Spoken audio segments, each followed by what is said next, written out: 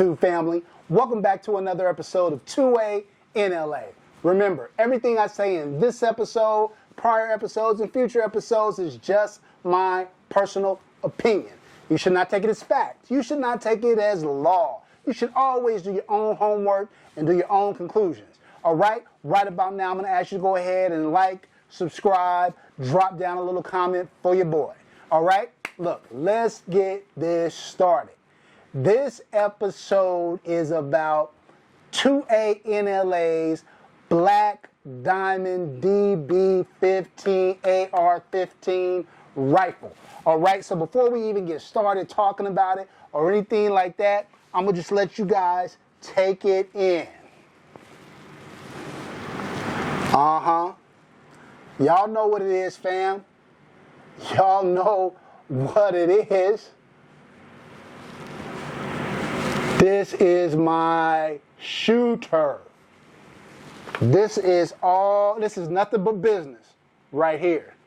Nothing, strictly business.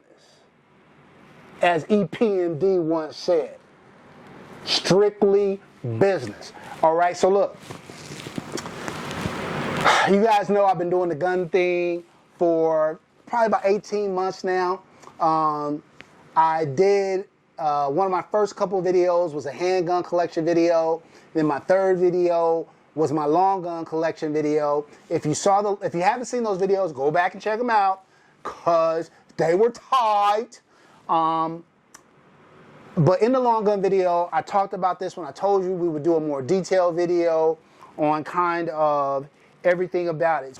Okay, so also this rifle, in addition to being in my long gun collection video, this rifle was also featured in my featureless versus fixed mag setup that I did a little while back. So if you haven't seen that one, go back and check it out.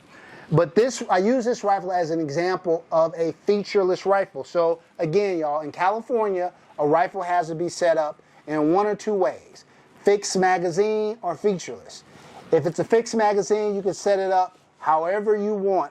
The only thing is for the mag to release, the action has to be opened up for the mag to drop out. Okay, so for me, I like featureless better because California, maybe if we could do 30-round magazines or we didn't have capacity limits in California, maybe fixed mag would be a better way to go. But since we are capacity limited here, that means I'm going to need to do more reloads. And so if I got to do more reloads, I want the reloads to be easy. And so that's why I go with the, I prefer the featureless setup.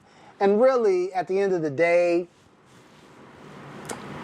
there's no real difference for me. The difference is nominal in a featureless. So we can't have a vertical grip. I prefer a hand stop anyway on the front. We have to have some kind of non-pistol grip. So I used Strike Industries Fin grip on this one. And our stock has to be fixed, but I'm not one to adjust my stock too much anyway. So other than that, it's the same as any other rifle. Operates the same as any other rifle. So again, this is a Black Diamond DB15 DB AR-15. It has a 16-inch barrel with a 1.8-inch trip, a 1.8-inch twist, black nitride barrel. It's got the muzzle brake on the front. It has the muzzle brake is a CNC muzzle brake. It also has a CNC single-stage drop-in trigger in it.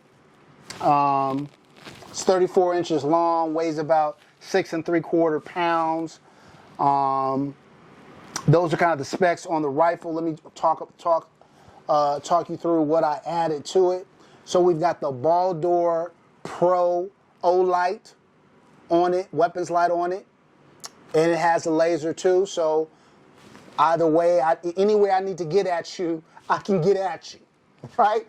I got the Daniel Defense flip-up sights on it, front and rear. I got the Holosun magnifier with the Holosun HS403B red dot on it.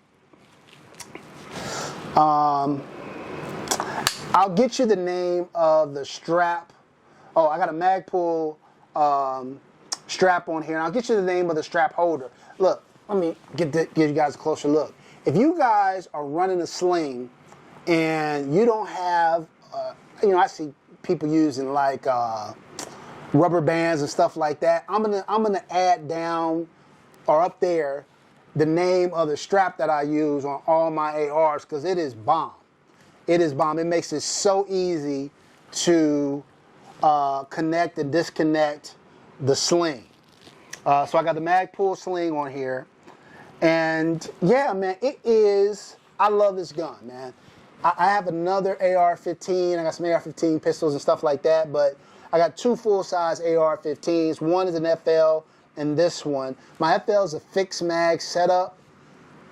It's probably, if I'm being honest, it's more expensive, significantly more expensive than this one. This is the high end of Black Diamond's line. So depending on if you catch a sale or you don't catch a sale, it's probably going to run you somewhere between $900 on the low end and probably $1,300 on the high end, just depending.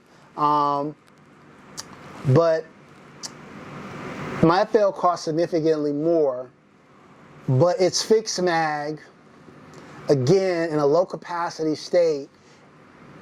I need to train more with. It's fine. For just range shooting, it's highly enjoyable. No biggie. But if I'm doing something tight, if I'm in a class and I'm doing like tactical shooting with the rifle where I'm moving and things like that, and I need to do reloads and stuff like this, yeah, I'm rocking this one. I'm rocking this one.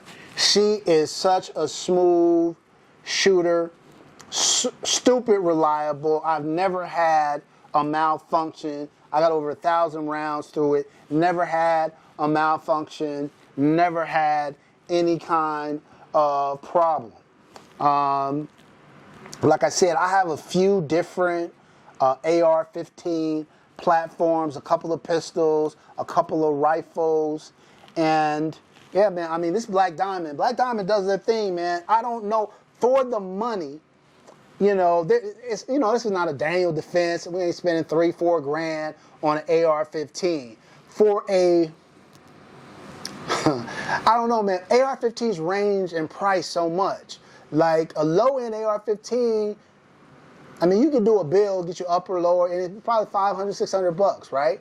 A lower end, like a Smith & Wesson, their lower end AR-15, $600, right? But I'm still saying, look, if you get it 900,000, 1,100, somewhere 1,200, somewhere in there, to me that's still a budget AR-15 when you consider what the upper end of AR-15s run, right?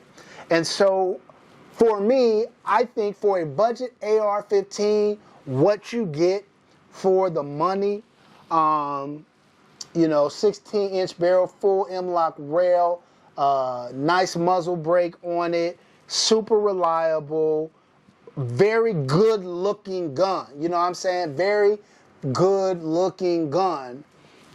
I mean, I think that $1,100, $1,200, $1,000 for this is a good buy. Is a good buy. And look, the thing about the DB series is there's a range. Even their lower end rifles, where maybe the barrel isn't quite as good, maybe the rail, they don't have the extended rail on it or whatever. I mean, they're pretty affordable. They have rifles down in the $600 range, $600, $650, $700 range. And so you catch one of those on sale, maybe you get it for $500 or something like that. So I think Black Diamond makes a good product. It is very reliable. Do your homework. I always tell you guys, do your homework. Don't just rely on me. But if you do your homework, and I certainly did before I bought it, everybody says that Black Diamond makes really good AR-15s. They have a really good product. And so I've enjoyed this rifle quite a bit. It's my favorite AR-15 rifle. That's in part because of the setup. Like I said, I got a F1 that looks funky, fresh, and it shoots great. I just don't like the fact that it is it's a fixed mag setup. And if you're asking, well, why don't you just change it to featureless? It's because some of the things that I love about it are the skeletonized pistol grip and other things that I would have to get rid of. So I keep it, I shoot it at the range. It's a great shooter. It's just not for tactical shooting and things like that. This will be my go-to. All right? So look, family, that's it for this episode. Thanks for tuning in. Look, if you have any questions about the Black Diamond DB15, I'll be happy to answer them for you. Just hit me up in the comments.